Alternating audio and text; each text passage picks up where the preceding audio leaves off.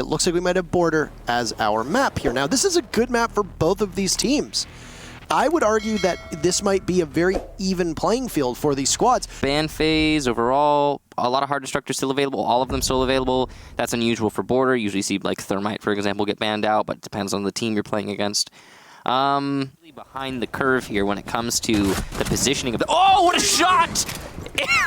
What? The second for Rise in the round. Actually, he does. At the very final second, Rogue just coming alive as they're 1 kill away from a flawless round now as Pasha's in a 1v5, and he's not going to get it. Rise, 3 big kills. Aces, 2 kills. Call it a full house. Rogue, absolutely dominant on their very first round here on Border. I gotta say, Rogue recently, very recently. Away. Down goes Corey. Rise is here, wins the fight. UMP in hand, but it's going to get tougher now as 2 more members of Rogue fall. Make that 3. Rise is gone. Rask has 4 kills so far, looking for a 5th, but it's Kama who gets credited with it, and forZe answers back with the diffuser down as well. So basically, they had everything going for them in that round. Nearly flawless, should be noted too. Only hard breacher in the hands of forZe is the bottom. Really good control here from forZe, and there's Aces doing the wide swing that you were talking about. He'll get 1, but he's punished by Rask. Coming out on top, coming out dominant. Rask on low HP here. He will get another kill, though, despite his low HP, before Rise picks up Shockwave. He knows that there's somebody nearby. Flash gets eaten up. He sees the Ash. It looked like he did enough damage to Rask, but somehow Rask manages to stay alive. Need to be wary of 2 different players. Hicks will get shot. Rush on in! He gets the diffuser, but Rask with the ace right at the final second! Buddy at all. More drone work from forZe as it's Rask droning him on in. He gets taken down by Rise, so 9 kills will be all she wrote. Traded off by Shockwave, so it goes back to a 3v3. Third time's a charm, maybe. Down below, Nitro Cell. It gets WTG. Aces finds the diffuser down and surrendered inside of the site. Shockwave, you're on deck next. You're the only one left on your team as you watch Pasha die. You've got to go for frags with 2 seconds on the clock. Rogue will hold on, and they'll tie it up. Operators, you have run out of time. Twitch walking in, he sees the alibi, and he spots Aces. Somehow wins the fight with so much ammunition, won't be able to do much against the Mute who peeks on out. The answer is there from Rogue. Pasha's in, hot in pursuit, tosses out a grenade. Rips and Corey are gone. That's the 10th kill for Rask on the board as well. And an advantage for forZe. 4-2. Rise guns down Kama, diffuser dropped as well. Rise isn't aware that there's 2 members of forZe playing by the armory. Whoa, what a shot! Like an unstoppable killing machine. Rask gets felled from above by Hicks, and Rogue have managed to pull a 2v4 into a 2v1. Will they be able to do much against Shockwave? Peeking on out, the L85 cannot hit. They trade perfectly, but because Rogue still had 1 person left, past muster. But Aces has come back up top. He's going to get caught out by Shockwave, looking quite long range. And Rise dealing some damage as best as he can. There's too many bodies in the way for him and 2 numbers of 4s. Corey not too far off of Hicks. SMG-11 in hand, he'll swing on up. Pasha finds Corey, Rips gets Pasha back. So Rogue still trailing. Down goes Hicks, but where's the diffuser? It starts to get planted. Can he see it? Yes, he can! Rips from above! You are out of time. Rogue, though, still keen to attack Archives, it seems. Pasha lands a long angle onto Rips. So when your top performers is gone and Pasha is waking up, that's 2 in a row for him. And Corey now 1v4. Anyway, outside of the favor of forZe, especially when he's got 1 Evil Eye Cam on him. Tased away and away and away and away. And he's killed by the Evil Eye Cam. That's it. Tased to death. Not exactly the end that Corey would want, but when there's still 3 other people to worry about, the Thermite's not getting on in, especially after sustaining some damage against Kamas. Rise will also take down Rask, so forZe very quickly losing a lot of that control. A nice shot from Corey onto Kama. Rise is there as well, and with a minute to go, this round, Flash, this is a rough spot for him to be in. Rips slaughters Shockwave, as it was Corey and Rise getting all the fun. Why not allow Rips in on it as well? Perfectly flushed out, and the AR-33 dropped from above. If I hear him correctly, Pulse being spotted from above. No damage done to Shockwave, but Kama is there. He's got the C4 in hand, and Rise is gone, so the IQ gets brought out from Rogue after having lost Corey and Rise earlier on in this round. It's going to get worse for them now as down goes Rips. Shockwave will not find the buck of Hicks. Is going to be in this position to be able to stop it. Shooting from above, will the buck be able to do anything? You need to pull the trigger. No! There's 2 members of forZe! Diffuser's down, but it doesn't matter. Kama credited with both of those kills. As things fall apart, it went from bad to worse to good to even worse. For Rogue and forZe will tighten things up. They'll win Workshop on their 2nd attempt in an absolute slaughter in the final. I was just going to say, Rise opening up an angle there into the site. Good control.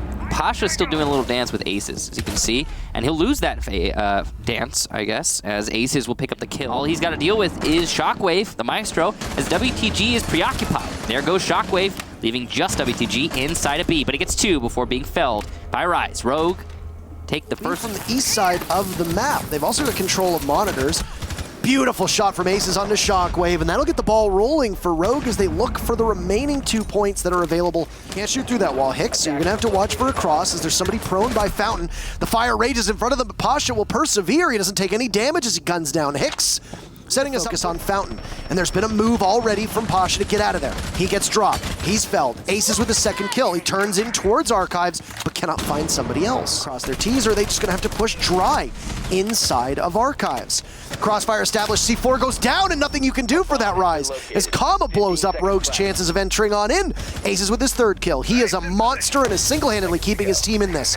Corey will need to attempt the plant. He'll go for it, down below is Rask. Gunning down Corey. Ace is down now as well. Rips in a 1v2, but amidst the shroud of smoke, it's 2 for the toxic canisters of WTG. And we will need all 12 rounds to settle this between these 2 teams as forZe take it. Ana's trying to cut off the retreat here. Oh no.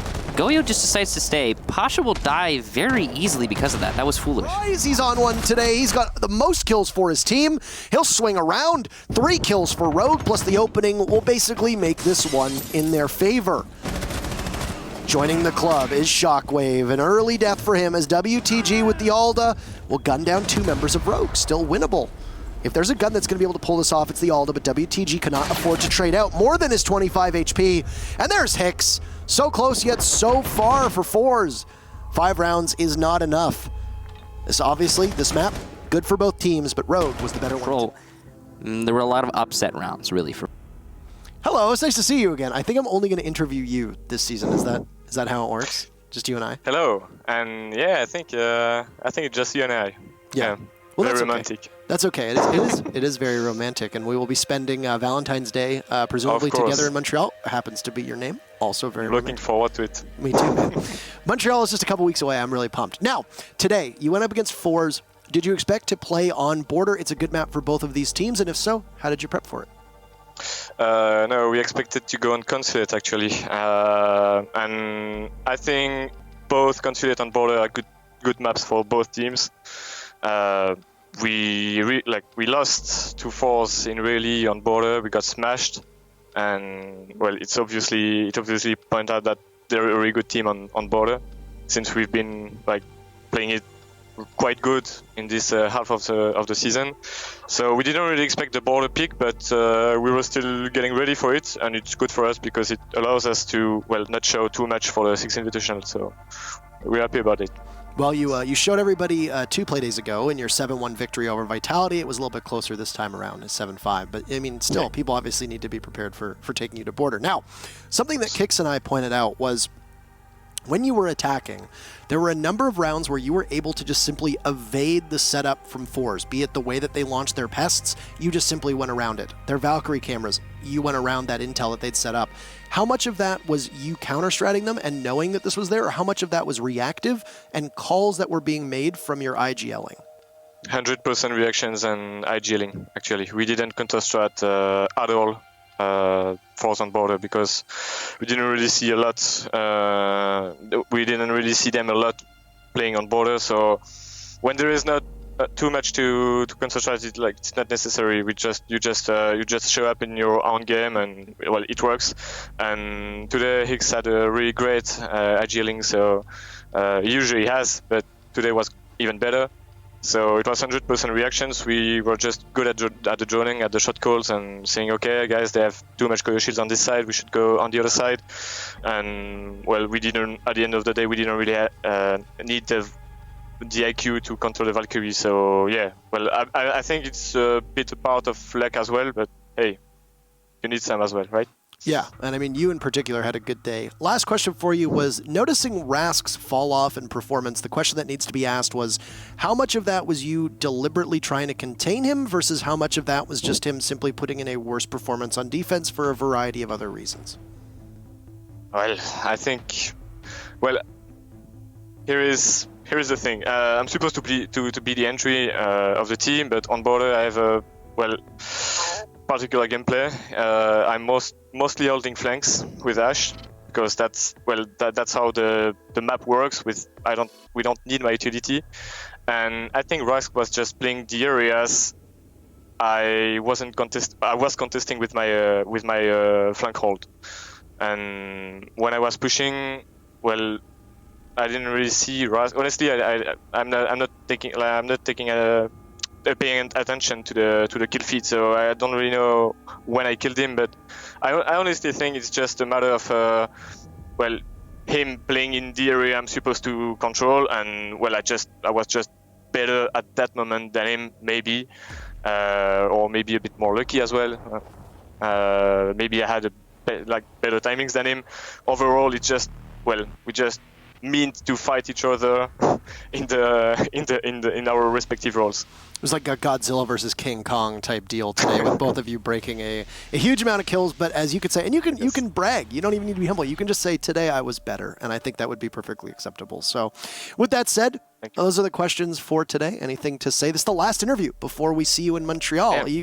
You get the first interview of the day. What do you want to say to the fans and the viewers? Well, we would like to thank them a lot, because without them, I wouldn't be there. I wouldn't be and when I say I want to say the whole Siege pro community, and including my team. We wouldn't be there. We wouldn't be doing what we love, and that's something huge. We're all going to the 6 Invitationals in 2 weeks, and that's mostly thanks to them. So, and to Ubisoft and ESL. So thank you very much to the fans, and once again, I love you, Rogue Nation. You and I and the rest of your team actually flew to the Invitational last year together. Won't be the case this time, but it was nice spending time with you there, and among all the other teams, it will be nice to see your team there too. Enjoy the rest of your day, and we'll see you in a couple weeks. Thank you. Thanks. I'll see you too then. Bye.